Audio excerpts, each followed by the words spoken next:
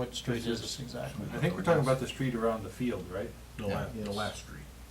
Oh, it's the last street, okay, Going off the okay, field. I didn't know it was on the north or on the south side. Okay. On the south side of the field and then on the east side. Right. The extension of Fifth Street down there. That's what I was looking at. Well, there's no curb and gutter there or anything then, is there? Nowhere in that area, no.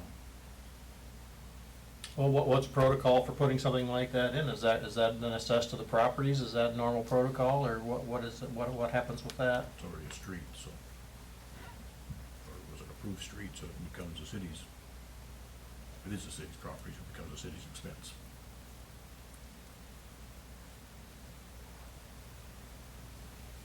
Unless it improves the drainage district.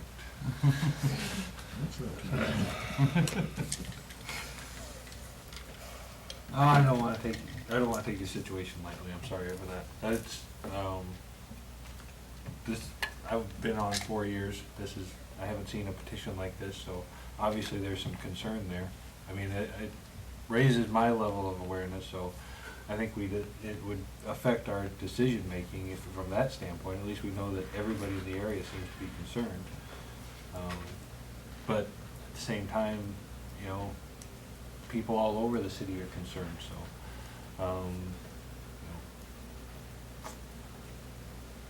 The one thing I would kind of throw out there is that, you know, the pavement study is about to come back. The INS is closing out that pavement study. You know, part of the hope of doing that study was to make sure that all the information's put together and all streets are you know, considered, and where, you know, just because something's deteriorated to a certain point, you might be better off spending, you know, $20,000 on a street that's about to cross that threshold into the point of no return, and wait 3 years to do a full depth reconstruction on some other street. You know, if Didn't we at a certain table this, point- didn't we table something like this a few meetings back, where we were gonna look at it again this fall? What about What Third streets we Street were, South? what streets we were gonna prioritize for next Yeah, year? this was part of the. So that's gonna be coming up in September, I thought, didn't we Yeah. push it off until September? Yeah, the goal is to kind of have a full look at going into the next construction season, the amount of funds that are available, and, you know, identifying the streets, identifying the costs for addressing the streets, and bidding the bridge, and knowing how expensive the bridge is, so that you know how much funding you have left to dedicate towards street projects. So it's kind of a domino effect as far as funding, knowledge of where the streets are actually at, and then the decision-making by the council to make sure that those streets that are best addressed this next year are addressed this next year. So that would be my comments.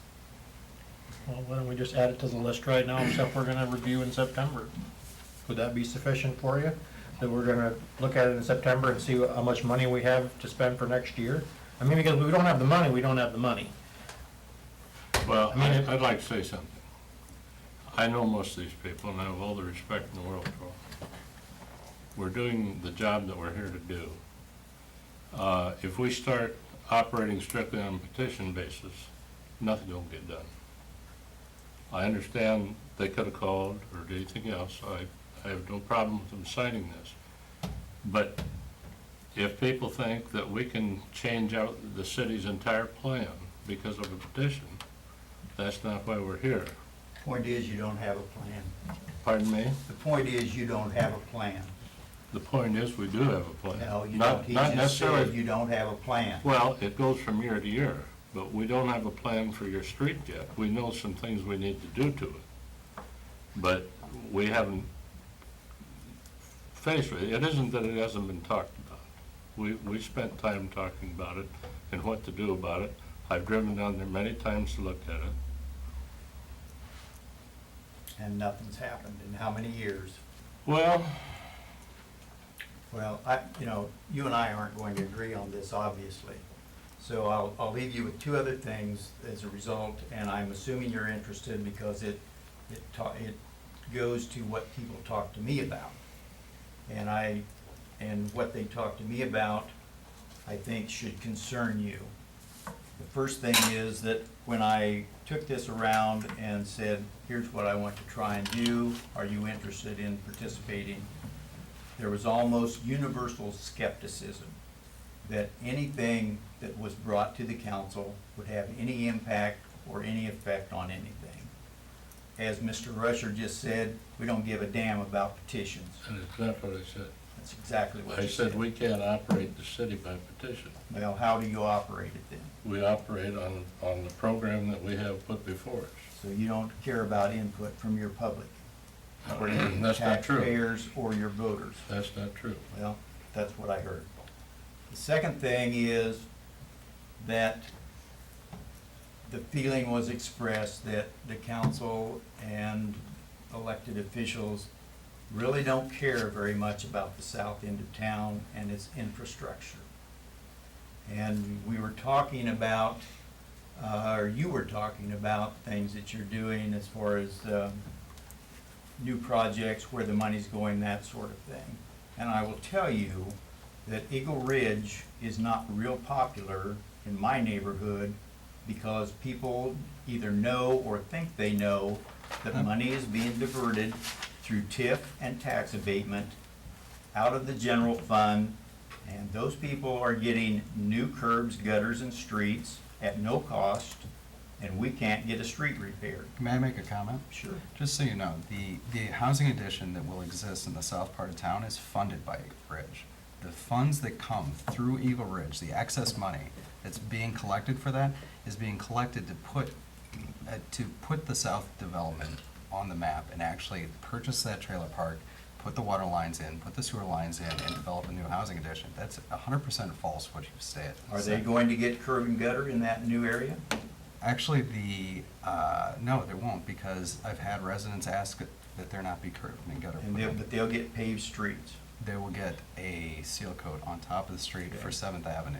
And not in the housing addition. Those are existing houses that exist along there. The only thing that will be done that, in the tax increment financing that's being used on Eagle Ridge is actually being collected off the property taxes from the new houses that are created out there.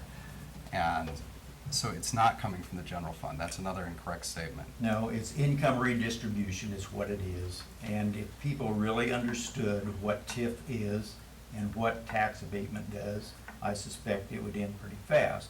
In fact, I would suggest that in California, which I'm sure none of you would think of as a fiscally conservative state, they have eliminated TIF and development agencies because based on their studies, the only people who were benefiting from that were development agencies, development corporations, and contractors. They no longer have it in California. But it's a non-profit organization that's the development corporation that exists, both development corporations. There's no money that's collected that benefits any private business there. It's a method of increasing housing stock that exists within the community.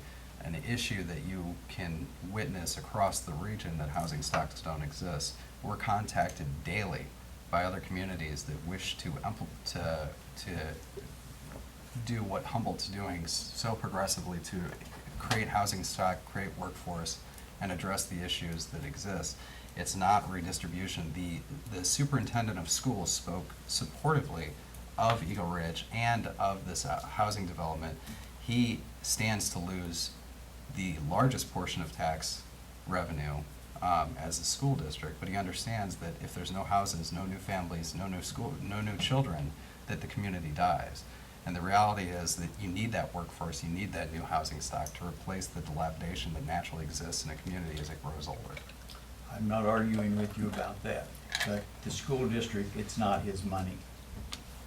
He's the steward of that money to That's make fine, sure but that. it's not his money. Correct. You know, when I walk around the neighborhood down there, I would say at least half of these folks are in fixed incomes. And they aren't getting anything out of TIF and tax abatement on new houses.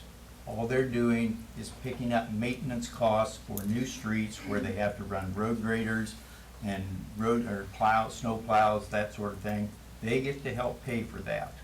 And those houses will help pay for the next 30 years of infrastructure that exists within this community, because those new streets will not require the amount of maintenance that the existing streets do. So while they're paying their property taxes, it will pay for the property taxes to fix the existing streets within the community. But if they were paying their property taxes now, then that money would be there. And they And never- again, you and I aren't going to agree on There's, this, that obviously. housing development would never occur if it wasn't for TIF, so. The thing is locally, I mean, I agree with you nationwide. I think TIF is a race to the bottom, like eliminating, you know, income tax in Kansas. I mean, anything like that. But we have to compete. I mean, we're just stuck in the game right now. I back you 100% if you get Iowa to eliminate TIF, or you get actually nationwide. But that's not the game we're in. I mean, unfortunately, because, you know, they're gonna go to where there's tax abatements. And, you know, Well, at some point, somebody has to say, that's enough. And, preaching to the choir you here, know- but its problem is, you know, how do you get it, if we're the first city that does it, we just lose, you know, the competitive edge that we've got, or not even the competitive edge. I mean, it's ridiculous when a business moves from Humboldt, or the worst situation was Iowa City, where a business moved from Iowa City to Coralville. So, whoa, that's great economic progress. I mean, so, and I agree with Aaron. You know, I'm the ultimate diplomat, I just agree with everybody, but it's just that locally, we need it to compete.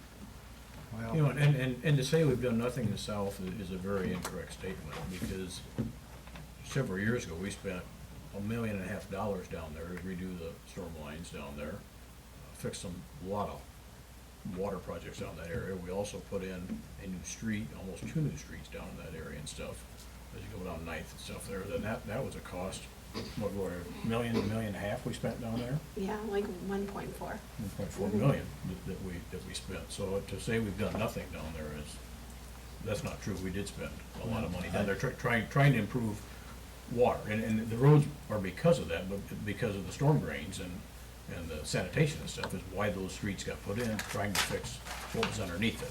And we didn't put the roads in just because they needed roads, but it was because of the infrastructure in the Now, ground. the last 2 items I share with you just because people shared it with me. And, you know, I guess what I told most of those people was, I hope that's not true, that neither one of these things are true. But if, in fact, they think it is, then they have a remedy. And that remedy is to see if they can find somebody who will advocate on their behalf and elect them. So, Well, I think Darrell's point, you know, we do have the city street manager come in, I think annually at least, if not more so, and give us his priorities. So there is some planning. I mean, we're not just sitting here throwing darts at the wall. So, I mean, so you're aware of that fact. Okay. Well, I hope, in spite of what I've said, you will put 11th Avenue South on the list and look at it, and I appreciate your time. Good, thank you.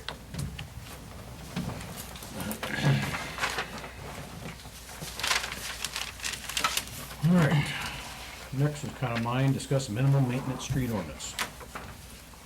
John's not here, so he can't attest to what I'm gonna talk about, but several years ago, when the council was discussing what to do with some of the gravel areas in town, there was approximately 3 of them. One was on the road going out past the West River area and stuff, out to the highway. One was along the north-south road there that comes into where that lumber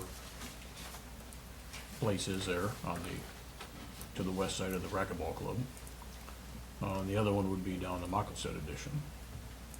And we agreed to, as a minimum street, that we weren't going to do a lot of maintenance on it and stuff, but at the time, we were going to address it and just make it pass once a year, whatever, and just to keep the street up, just so it was passable and make it so it was usable. You know, apparently that's kind of has changed now anyway, or the fall anyway, from talking to Aaron, but that was, you know, I was here at the time, Darrell was here at the time, John's not here tonight, so he can't attest to that, but that's kind of where we were, was we weren't going to do a serious job on these, but about once a year, we're just gonna go through and just blade it, just to make it so it's passable and work on that stuff anyway. And so apparently we're back to doing nothing now, I guess, anyway, and I guess that's why I brought it up again, was Do you want to have Leroy kind of talk a little bit about, That's fine. Leroy, do you want to kind of come up and tell what we had talked about, and just to make sure? Actually, you're for the handicap parking. Okay. You missed it.